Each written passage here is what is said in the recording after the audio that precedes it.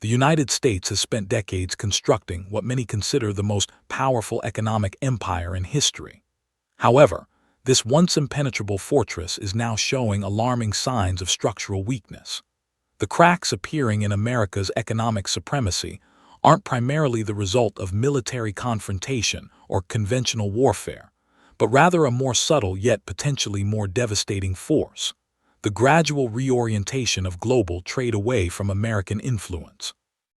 In April 2025, a significant development went largely unnoticed by the general public, but sent shockwaves through economic circles.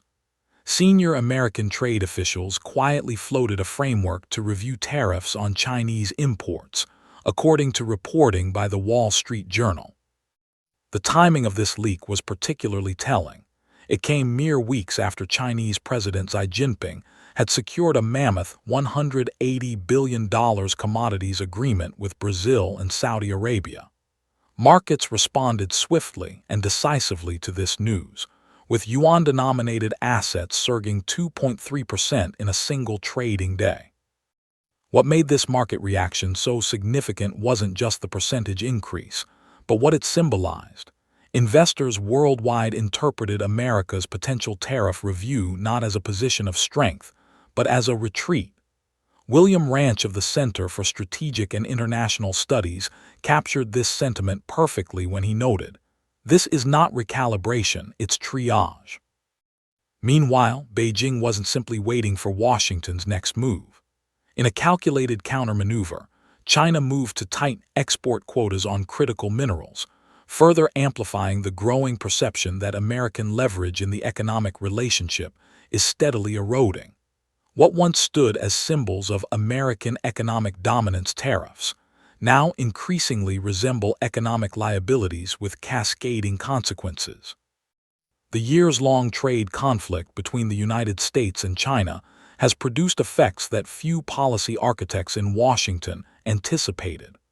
After 6 years of escalating tariff battles, the economic impact on American consumers and businesses has been severe and measurable.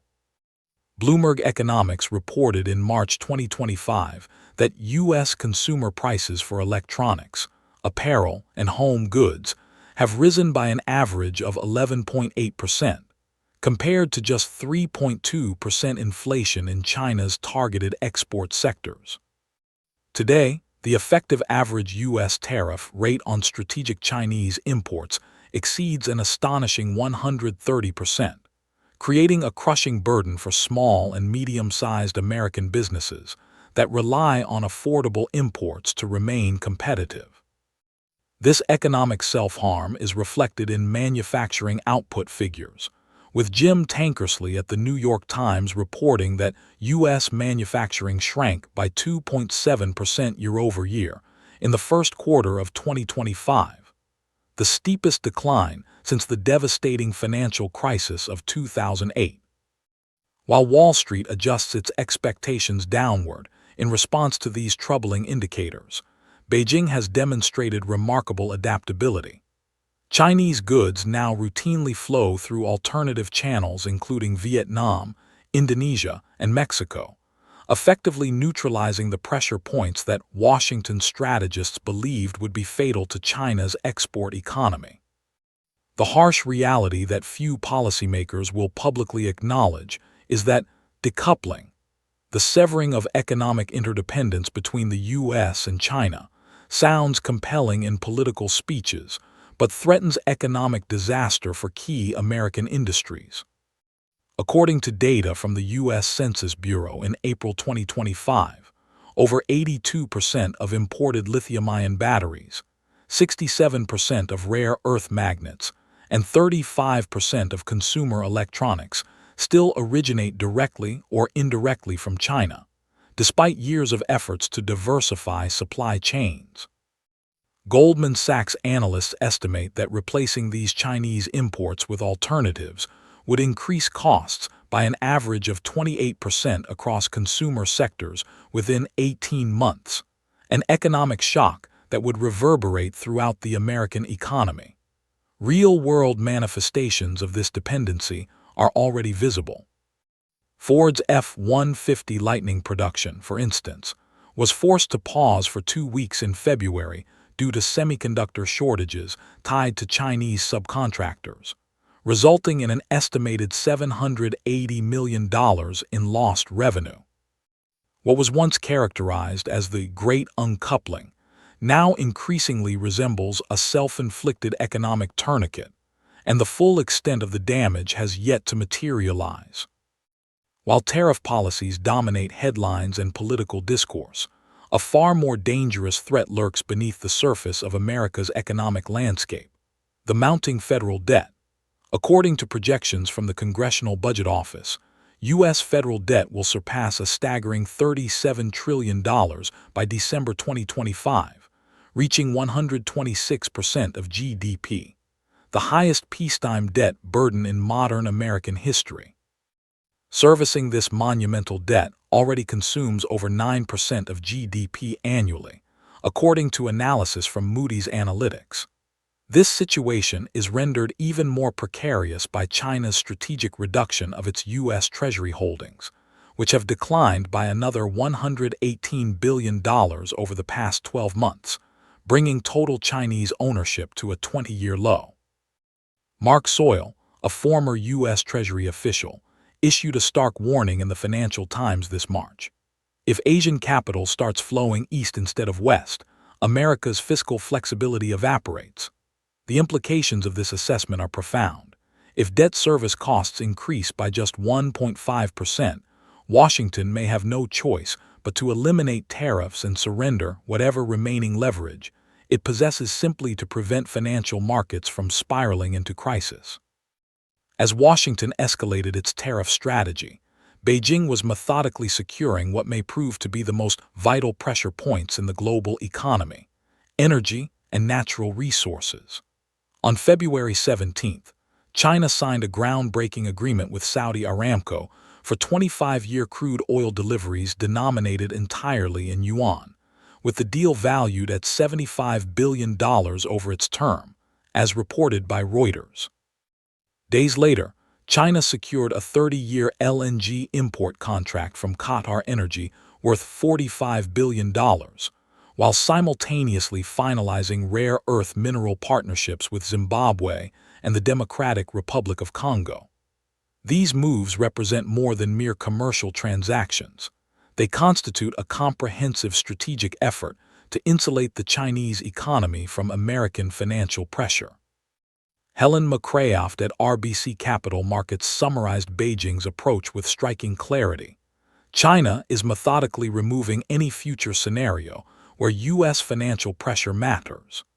Energy independence from Western-controlled systems means China no longer fears dollar-based sanctions, and its Belt and Road partners are following suit in this strategic realignment. According to the International Energy Agency, 31% of China's imported energy is now transacted outside the U.S. dollar system, a doubling since 2019. If Washington believed tariffs could isolate China economically, Beijing has demonstrated that it can instead isolate Washington from the evolving global economic architecture. Global capital flows are often the most reliable indicators of shifting economic power, as investment typically follows expected returns rather than political rhetoric. In the first quarter of 2025, Bloomberg data revealed that U.S. equities suffered $43 billion in net outflows, the largest quarterly withdrawal since the depths of the 2009 financial crisis. Meanwhile, China's CSI 300 index climbed an impressive 18%, fueled by record foreign direct investment into Shanghai's free trade zone and Belt and Road infrastructure hubs. Morgan Stanley analysts noted that this market behavior reflects not merely temporary sentiment, but a structural realignment, with global investors rebalancing portfolios toward Asian economies they perceive as more stable amid ongoing tariff uncertainty. Goldman Sachs issued a warning in April that if U.S. protectionist policies persist, capital will permanently seek efficiency elsewhere. Each dollar moving eastward signals something deeper than momentary market fluctuations. It hints at a tectonic recalibration of global investment patterns that few in Washington appear prepared to address. Perhaps the most alarming development for American economic strategists is the shifting stance of Japan, traditionally America's most reliable economic ally in Asia. In March 2025, Prime Minister Shigeru Ishiba signed a bilateral framework agreement with China covering infrastructure development, AI collaboration, and direct currency swaps that bypass the dollar entirely. According to Nikkei Asia, this wasn't merely a symbolic diplomatic gesture, but represents an $80 billion annual trade relationship realigned toward Beijing. Masayoshi Amemiya, former deputy governor of the Bank of Japan, articulated Japan's new position with remarkable frankness. Japan's strategic priority is resilience, not allegiance. A critical catalyst for this shift in Tokyo's orientation was the collapse of TSMC's Arizona chip manufacturing project earlier in the year. Facing spiraling costs and regulatory delays, the project's failure served as what Japanese officials described as a wake-up call, a clear indication that America's industrial capacity could no longer be trusted implicitly. With China offering guaranteed semiconductor access, critical minerals, and massive capital infusion for Japan's green transition initiatives, economic self-preservation rather than traditional alliance loyalty is now driving Tokyo's foreign policy calculations. The implications of a Tokyo-Beijing economic axis extend far beyond bilateral trade volumes. According to data from the Bank for International Settlements in April 2025, Japan has begun settling 23% of its bilateral trade with China directly in yuan, a move that bypasses the SWIFT system and minimizes dollar exposure. This development raises a troubling question for Washington.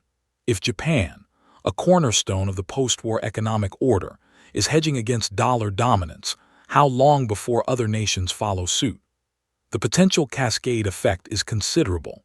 If Japan, then ASEAN nations, and eventually India normalize non-dollar trade settlements, the financial architecture underpinning American global influence could erode faster than any economic models have predicted.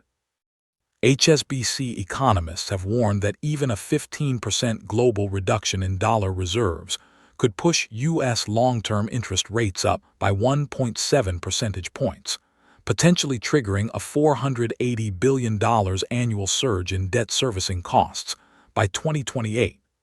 This isn't a theoretical concern, but a mechanical economic process already in motion. The scoreboard of this economic realignment tells a compelling story that transcends political rhetoric. China's Belt and Road investments reached $145 billion in new contracts in 2024, according to the Financial Times, a 12% increase year-over-year, even as Western media outlets continued to characterize the initiative as struggling. Meanwhile, IMF data from March shows that 28% of global reserve managers have added yuan to their portfolios since 2022, while 18% have reduced dollar holdings, citing concerns about geopolitical risk and monetary policy volatility. Nations across Latin America, Southeast Asia, and Africa aren't engaging in abstract debates about trade loyalty.